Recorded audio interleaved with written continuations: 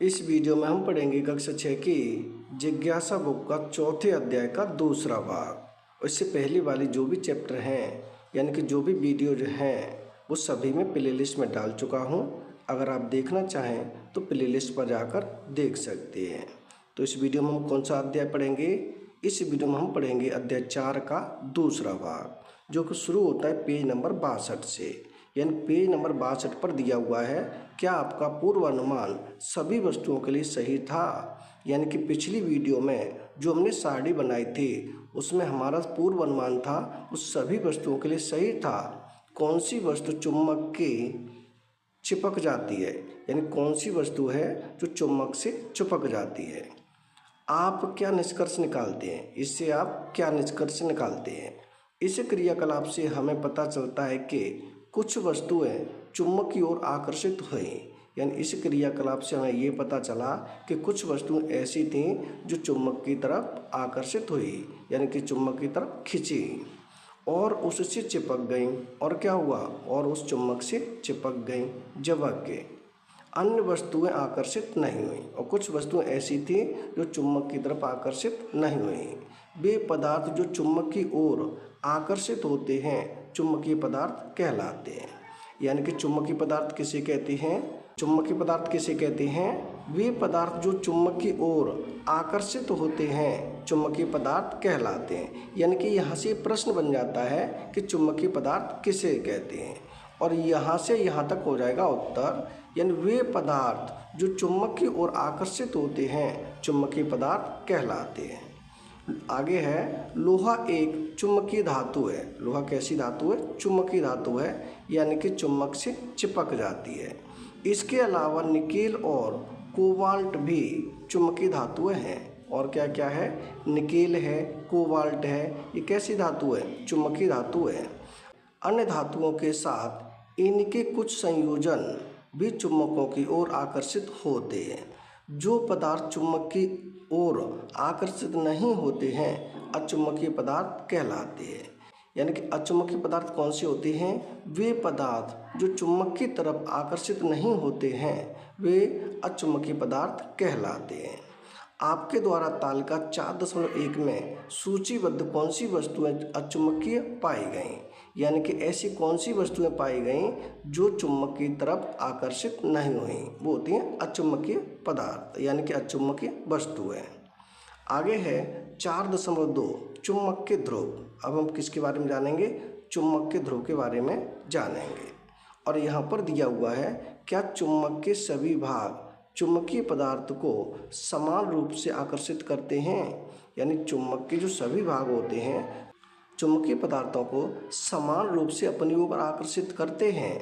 तो यहाँ पहले जानते हैं हम 4.2 चुंबक के ध्रुव। किसके बारे में जानेंगे? हम जानेंगे चुंबक के ध्रुव के बारे में। यहाँ दिया है क्रियाकलाप 4.2। आइए जांच करें। कागज की शीट पर एक थोड़ा सा लोह रेतन, यानी कि लोहे के बहुत छोटे टुकड़े, लोह रेतन का मतलब लोहे के बहुत छोटे टुकड़े फैलाएं। किसी कागज पर लोहे के छोटे छोटे टुकड़ों को फैलाएं। लोह रेतन के ऊपर एक छड़ चुम्बक रखें। उसके बाद क्या करें? लोह रेतन के ऊपर यानी लोहे के छोटे छोटे टुकड़ों के ऊपर एक छड़ चुम्बक रखें। कागज को थपथपाएं। उसके बाद क्या करें? कागज को थपथपाएं और ध्यान से देखें कि लोह रेतन का क्या होता है। उसके बाद ये देखें कि जो लोह रेतन है यानी लोहे के छोटे छोटे टुकड़े हैं उनका क्या होता है। क्या आप लोह रेतन के चुम्बक से चिपकने के तरीके में कोई विशेष बात देखते हैं? यानी कि जो लोह रेतन का यानी लोह रेतन के चुम्बक के चिपकने के तरीके में कोई विशेष बात देखते हैं? क्या लोह रेतन पूरे चुम्बक पर समान रूप से चिपकता है?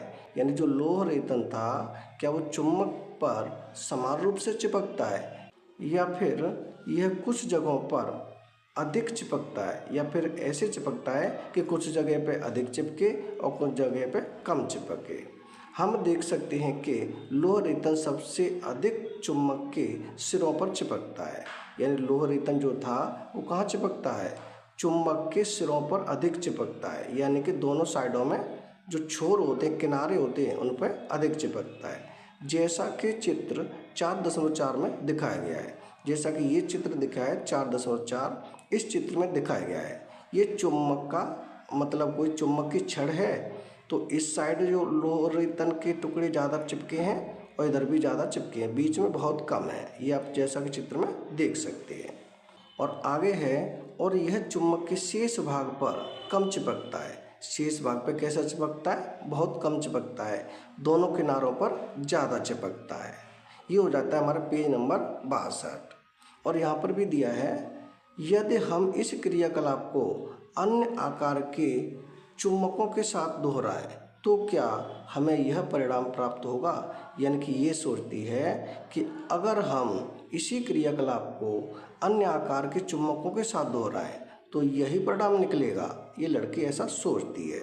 यानी ये हो जाता है हमारा पेज नंबर 62। अब हम पढ़ेंगे आगे पेज नंबर 63। पेज नंबर 63 पर दिया हुआ है, चुंबक के इन सिरों को चुंबक के दो ध्रुव, उत्तरी ध्रुव और दक्षिणी ध्रुव कहा जाता है। यानी चुंबक के जो दोनों सिरे हैं उनको क्या कहा जाता है? उत्तरी ध्रुव और दक्षिणी ध्रुव कहा जाता है। लोह रेपन का अधिकांश भाग किसी भी आकार के चुंबक के ध्रुवों पर चिपकता है।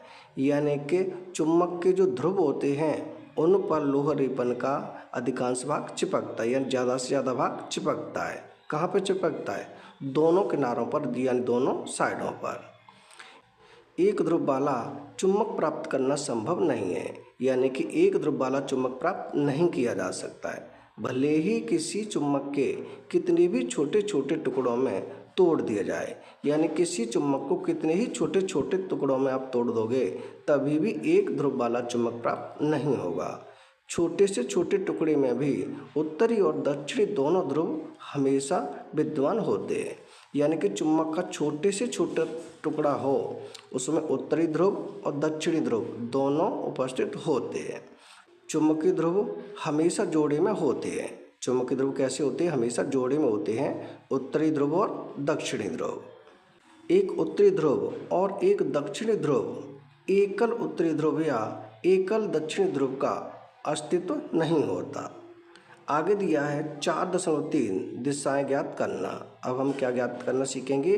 दिशाओं को ज्ञात करना सीखेंगे चुंबक के द्वारा। आगे दिया है क्रियाकलाप 4.3, आइए प्रयोग करें। क्या करें? आइए प्रयोग करें। चित्र 4.5 में दर्शाए अनुसार एक छड़ चुंबक के मध्य में एक धागा बांधकर इसे लटकाएं। यानी कि जैसा कि चित्र में दिखाया गया है, ये छड़ चुंबक है और छड़ चुंबक के मध्य में एक धागा को बांध दिया गया है और उस चुंबक को ऐसे लटका दिया गया है। जब तक चुंबक क्षैतिज रूप से संतुलित न हो जाए तब तक ऊपर डोरी की स्थिति को समायोजित करें। यानी कि ऊपर उस डोरी को हम वहाँ बांध सकते हैं और इसे बिल्कुल सीधा छोड़ दें जब तक ये रुक न जाए, हिलने से बंद न हो जाए। अब चुंबक को क्षैतिज दिशा में धीरे धीरे घुमाएं। क्या करें? चुंबक को क्षैतिज रेखा में धीरे धीरे घुमाएं और इसे विश्राम की स्थिति में आने दें। और इसे क्या करें? विश्राम की स्थिति में आने दें, यानी इसे हिलने से बंद होने दें, रुकने दें। फर्श से चिपके कागज के टुकड़े, यानी या तो फर्श पर या फर्श से चिपके कागज के टुकड़े पर चुंबक के सिरों के अनुरूप स्थिति को चिन्हित करें। यानी कि जिस प्रकार से यहाँ फर्श पर या फिर कागज के टुकड़े पर जो चित्र बन रहा है उसको चिन्हित करें, उस पर निशान लगाएं। फर्श पर इन दोनों बिंदुओं को एक रेखा से जोड़ें। उसके बाद क्या करें? इन दोनों बिंदुओं को रेखा से जोड़ दें, यानी कि रेखा मिला दें। यह रेखा उस दिशा को दर्शाती है जिस दिशा में चुंबक विश्राम की स्थिति में था। यानी ये जो रेखा है उस दिशा को दर्शाती है जिस दिशा में चुंबक विश्राम की स्थिति में था। अब फिर से चुंबक के एक सिरे पर हल्का सा धक्का देकर उसे घुमाएं। यानी अब क्या करें? चुंबक पर फिर थोड़ा सा धक्का दे दें और उसे विश्राम की स्थिति में आने तक प्रतीक्षा करें और वो प्रतीक्षा करें जब तक वो चुंबक के हिलने से बंद ना हो जाए। अब यह देखें कि क्या चुंबक उसी रेखा के अनुदिश विश्रामावस्था में ठहरता है। यानी अब ये देखना है कि जो चुंबक पहले स्थिति में था उसी स्थिति में आ जाता है इसमें आगे दिया है, ये लड़की सोचती है वह कौन सी दिशा है जिसके अनुदिश चुंबक विरामावस्था में ठहरता है। यानी कि वो कौन सी दिशा है जिन दिशाओं में चुंबक विरामावस्था में ठहरता है। हम इसे कैसे पता कर सकते हैं? आगे दिया है यदि हम सूर्य के उदित होने या अस्त होने की दिशा पर ध्यान देते हैं तो हमें लगभग अनुमान हो जाता है कि पूर्व और पश्चिम दिशा किधर है। यानी कि अगर हम सूर्य के उगने और छिपने पर ध्यान दें तो हमें पता चल जाता है कि कौन सी तरफ पूरब है और कौन सी तरफ पश्चिम है। यानी जिस दिशा से सूर्य उदित होता है, सूर्य निकलता है, उधर पूरब होता है और जिस साइड सूरज छिपता है उधर पश्चिम होता है। तो पूर्व और पश्चिम दिशाएं हम सूर्य से पता कर सकते हैं। इसलिए हम उस रेखा की दिशा का पता लगा सकते हैं जिसके अनुदिश चुंबक ठहरता है। यानी कि उस रेखा का हम पता लगाएंगे जिस दिशा में चुंबक ठहरता है। ये हो जाता है आपका पेज नंबर 63। आगे हम पढ़ेंगे इसका पेज नंबर 64। पेज नंबर 64 पर दिया हुआ है, स्वतंत्र रूप से लटका हुआ चुंबक उत्तर दक्षिण दिशा में ठहरता है। यानी कि स्वतंत्र रूप से लटका हुआ चुंबक कहाँ ठहरता है? उत्तर या दक्षिण दिशा में ठहरता है। चुंबक का वह सिरा जो उत्तर की ओर इंगित करता है उसे चुंबक का उत्तरोन्मुखी ध्रुव या उत्तरी ध्रुव कहा जाता है। यानी कि चुंबक का वह सिरा जो उत्तर की ओर रुकता है उसे उत्तरोन्मुखी ध्रुव या फिर उत्तरी ध्रुव कहते हैं। दूसरा सिरा जो दक्षिण की ओर इंगित करता है उसे चुंबक का दक्षिणमुखी ध्रुव या दक्षिण ध्रुव कहा जाता है। यानी कि जो सिरा दक्षिण की तरफ रुकता है उसे दक्षिणी ध्रुव कहते हैं। यहाँ से भी दो प्रश्न हो जाते हैं कि उत्तरी ध्रुव किसे कहते हैं और दक्षिणी ध्रुव किसे कहते हैं। स्वतंत्र रूप से लटका हुआ चुंबक उत्तर दक्षिण दिशा में ठहरता है। यानी कि जो चुंबक स्वतंत्र रूप से लटका हुआ है वो हमेशा उत्तर और दक्षिण दिशा में ही ठहरता है, क्योंकि हमारी पृथ्वी स्वयं एक विशाल चुंबक की तरह व्यवहार करती है। हमारी जो पृथ्वी है स्वयं एक विशाल चुंबक की तरह व्यवहार करती है। इस क्रियाकलाप को चुंबक के स्थान पर लोहे की एक छोटी छड़ के साथ दोहराएं। यानी कि इससे पहले अभी हमने एक चुंबक की छड़ के साथ किया था, उसे अब लोहे की छड़ के साथ करें। आप क्या देखते हैं? क्या यह छड़ हमेशा उत्तर दक्षिण दिशा में ठहरती है? यानी कि जो लोहे की छड़ है वो हमेशा उत्तर दक्षिण दिशा में ठहरती है? ऐसा नहीं है, ऐसा नहीं होता है। यह किसी भी दिशा में ठहर सकती है। लोहे की जो छड़ है वो किसी भी दिशा में ठहर सकती है, लेकिन जो चुंबक की छड़ है वो हमेशा उत्तर दक्षिण दिशा में ठहरेगी। इसका तात्पर्य है कि केवल चुंबक ही हमेशा उत्तर दक्षिण दिशा में ठहरते हैं। यह क्रियाकलाप हमें यह जांचने का एक तरीका प्रदान करता है कि धातु का कोई टुकड़ा चुंबक है या नहीं। यानी इससे ये भी पता चलता है कि धातु का कोई टुकड़ा चुंबक है या नहीं है। धातु का टुकड़ा चुंबक है या नहीं, यानी कि अगर हमें पता करना है तो हम क्या करेंगे, उस धातु के टुकड़े को स्वतंत्र रूप से बीच में उसमें धागा बांधकर कहीं भी उसे टांग देंगे, लटका देंगे। अगर उसके सिरे उत्तर और दक्षिण दिशा में रुकते हैं तो वो चुंबक है, वरना नहीं है। आगे दिया है, स्वतंत्र रूप से लटके चुंबक का हमेशा उत्तर दक्षिण में रुकने के गुण का उपयोग दिशा जानने के लिए किया जाता है। यानी इससे हम दिशाओं का पता कर सकते हैं। इसी आधार पर पुराने समय में दिशाएं जानने के लिए चुंबकीय दिक्सूचक नामक एक छोटा यंत्र विकसित किया गया था। यानी कि एक छोटा यंत्र बनाया गया था इसी चुंबक के टुकड़े की मदद से। इसमें सुई के आकार यानी चित्र 4.6 का एक चुंबक होता है। यानी इस प्रकार के चित्र 4.6 दिया हुआ है, इस प्रकार का यंत्र होता था जिससे हम दिशाओं का पता कर सकते थे। ये किया जाता पुराने ज़माने में, इस यंत्र से दिशाओं का पता किया जाता था। आगे दिया है, जो स्वतंत्र रूप से घूम सकता है। कैसे घूमता है? स्वतंत्र रूप से। चुंबकीय दिक्सूचक की सुई उत्तर दक्षिण दिशा को इंगित करती है। यानी कि उसमें जो सुई लगी होती है वो उत्तर और दक्षिण दिशा को इंगित करती है, यानी उत्तर और दक्षिण दिशा को बताती है। जैसा कि आपकी बुक में ये चित्र दिया है 4.6। चुंबकीय दिक्सूचक कंपास।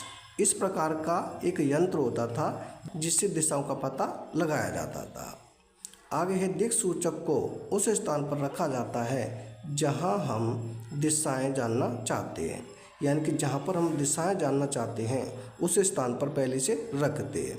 कुछ समय पश्चात इसकी सुई उत्तर दक्षिण दिशा के अनुदिश रुक जाती है। कुछ समय के बाद क्या होता है, इसकी जो सुइयां हैं वो उत्तर और दक्षिण की तरफ रुक जाती हैं। इसके बाद दिक्सूचक बॉक्स को धीरे धीरे तब तक घुमाया जाता जब तक डायल पर अंकित उत्तर और दक्षिण सुई के साथ संरेखी न हो जाते। अब उस स्थान पर सभी दिशाएं डायल पर दर्शाई दिशाओं के अनुसार होती है। यानी कि ये लड़की सोचती है हम अपना चुंबकीय दिक्सूचक कैसे बना सकते हैं, यानी कि हम अपने घर पर ही चुंबकीय दिक्सूचक कैसे बना सकते हैं। यहाँ पर दिया हुआ है चुंबकीय दिक्सूचक सामान्यतः एक छोटा वृत्ताकार बॉक्स होता है। क्या होता है, एक छोटा वृत्ताकार बॉक्स होता है जिस पर कांच का आवरण होता है। उस पर क्या होता है, कांच का आवरण होता है, यानी कांच से ढका होता है, जैसे कि दीवार घड़ी होती है, जैसा कि चित्र 4.6 में दिखाया गया है। जिस प्रकार से चित्र 4.6 में दिखाया गया है इस प्रकार से होता है। सुई के आकार का एक चुंबक बॉक्स के तल पर खड़ी एक पिन पर लगा होता है। यह चुंबक सुई पिन पर इस तरह से संतुलित होती है कि यह इस बिंदु के चारों ओर आसानी से गति कर सके, अर्थात स्वतंत्र रूप से घूम सके। सुई का वह सिरा जो उत्तर दिशा में रहता है सामान्यतः लाल रंग से रंगा जाता है, यानी कि जो उसका सिरा उत्तर की दिशा में होता है उसे किस रंग से रंग देते हैं, लाल रंग से रंग दिया जाता है। सुई के नीचे एक डायल होता है। सुई के नीचे क्या होता है, एक डायल होता है जिस पर दिशाएं अंकित होती है। उस पर क्या होता है, दिशाएं अंकित होती है। यानी इस प्रकार से आप घर पे एक यंत्र बना सकते हैं। ये हो गया हमारा पेज नंबर 64। अगली वीडियो में हम पढ़ेंगे इसका पेज नंबर 65 से। इस वीडियो में हम रखते हैं इतना ही, यानी ये हो गया हमारा इस चैप्टर का दूसरा भाग, यानी दूसरे भाग में रखते हैं इतना ही। अगर वीडियो पसंद आए तो लाइक करें, कमेंट करें, अपने दोस्तों के साथ शेयर करें। धन्यवाद।